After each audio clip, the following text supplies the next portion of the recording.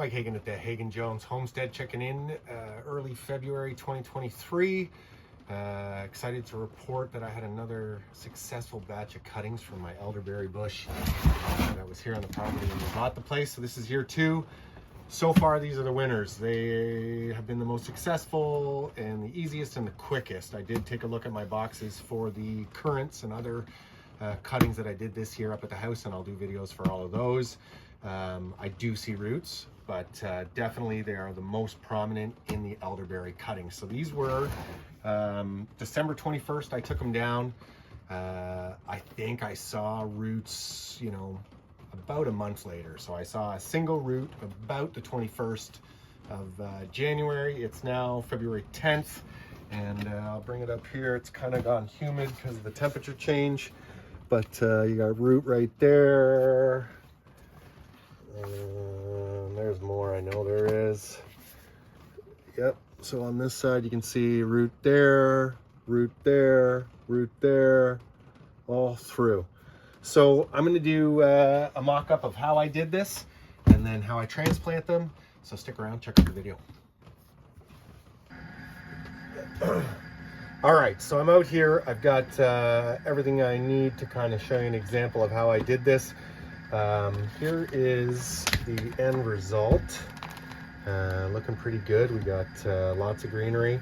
As you can see, I tried to keep it, I mean this one didn't, to 2 nodes above the soil. So one node below, or where new leaves are going to grow, and 2 above. Put those theirs. I got my mixture here. The mixture is 2 parts peat moss, 1 part Perlite, 1 part play sand. I don't wash the play sand. I'm sure I should, but I don't. I'm lazy.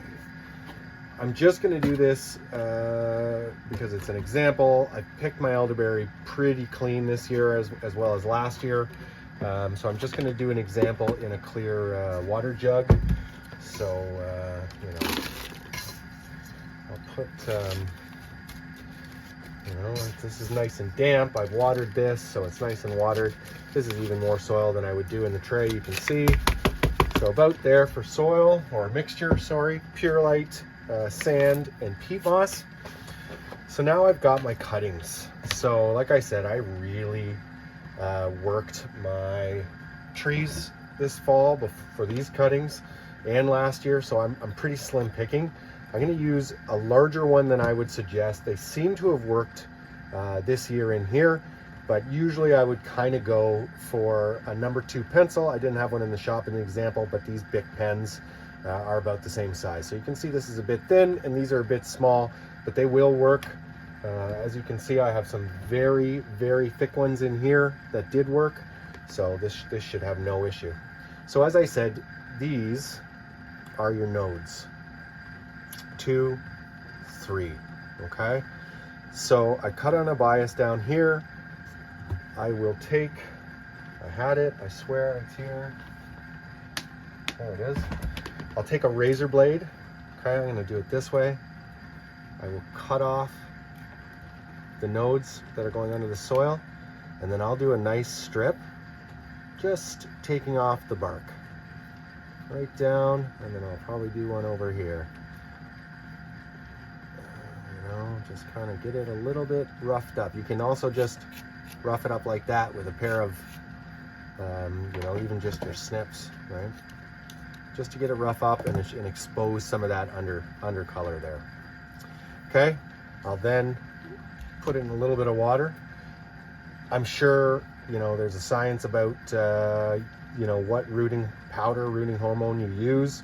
I use the Pro Mix stuff only because it is what is available at my local Canadian Tire. So that's that.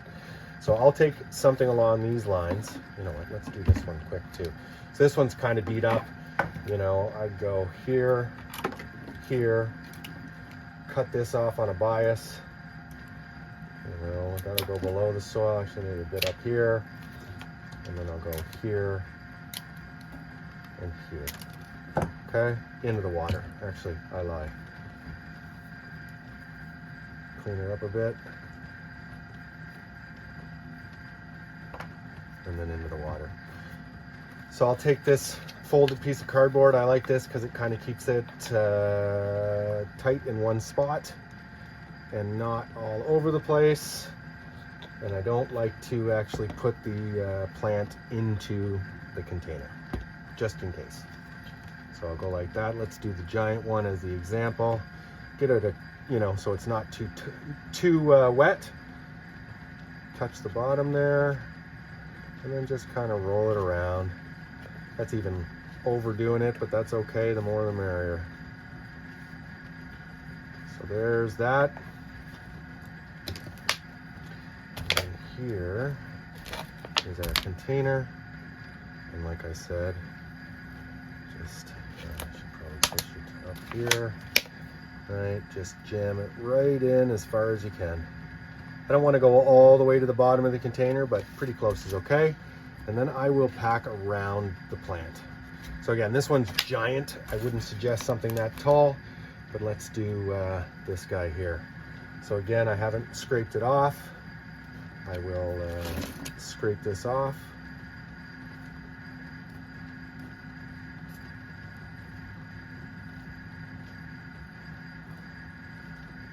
Okay, give it a little rough up. We've got our mixture. Touch the end. Give it a nice coating. And into the pot. So these guys, again, this one's huge. I'm actually going to get rid of it because it's way too big. So that's the idea. I'll put one more in there. So because they're, they need to be warm, they need to come, something I should note, I cut these in the winter, so the plant is dormant. Okay, so they need to come back to life. They need to feel like it's spring. So for me, I move them up to my house because I know the house has the temperature I need to kind of keep them warm. Like I said, we're roughly a month. It took to get them to root. And then I left them in a little bit longer than needed just to make sure as many of them had time to catch up, just in case the root I saw right off the bat was an early one. So rooting hormone, strip the edge into the mix. And then as you've seen, I use these containers, right? Put a top on it to make it kind of like a humid dome. This guy here, I'm going to jam in there. And then I would take this top off once a day at the beginning for about an hour. And then as they get more foliage, you can take the top off more and more and more. But the top does go on overnight. I do mist it continuously. Make sure that it's moist. You can see there's water still in the sides and the evaporation and moisture.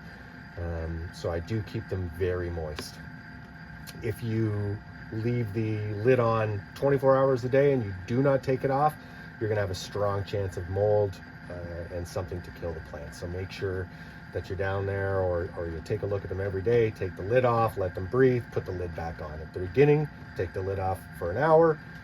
By the time I'm at the end, I've forgotten them, left the lid off overnight, left it on. I mean, they're pretty easy going. So let's show you how I unpack these and put them into the pots I got back here. So I've had these pots filled up, ready to go, and kind of soaking in water so they're nice and wet. I just use a basic pure ProMix BX. I've got the bag over here. I buy them in bulk, bring home 15, 20 bags at a time and save a little cash. So I've got them pre-ready to go to accept these. I got these fancy little dollar store shovels. They're amazing for getting the plants out. So I'll just make a hole big enough for what I think the roots are going to be. I'm probably going to have to adapt the holes depending on how big they are, but that gives me a start, something to work with. So nice big holes there. Okay, and then let's do this.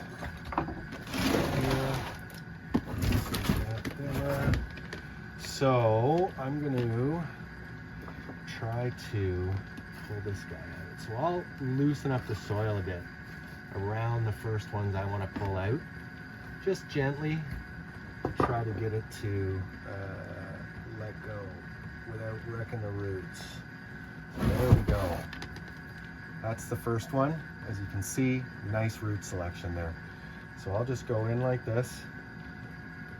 Try to bury everything. Right? Put it down and then push the soil in around. I will top these off afterwards. I just want to get the roots covered and get them nice and healthy. So there's one. Let's move that back there.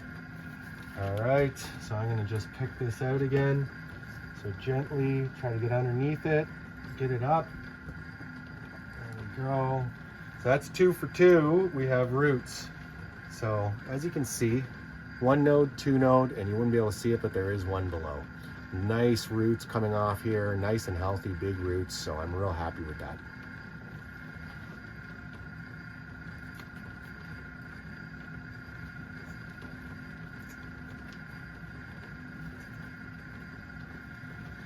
Okay.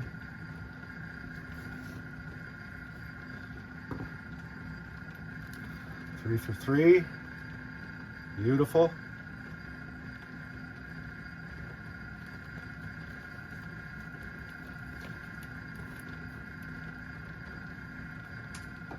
And I'm just gonna go for fun here, and then I'll speed through everything else so you don't have to watch. I'm gonna try to get this big boy out.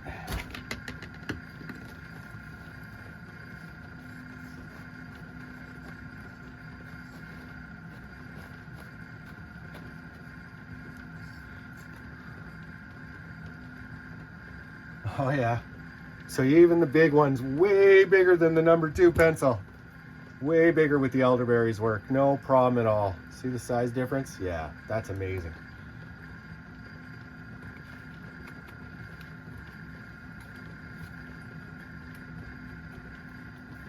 All right. So here's an up close of all 28. So 28 out of 28 successful. Even the big fat ones had nice root balls on them.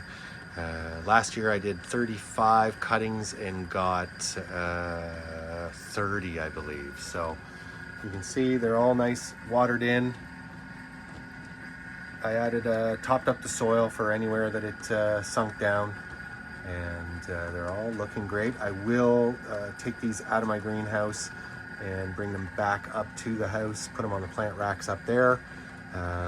So that they have an opportunity to stay warm, because I'm not heating the greenhouse. It's February. Although it's been absolutely freakishly warm this February here in Ontario. Nuts.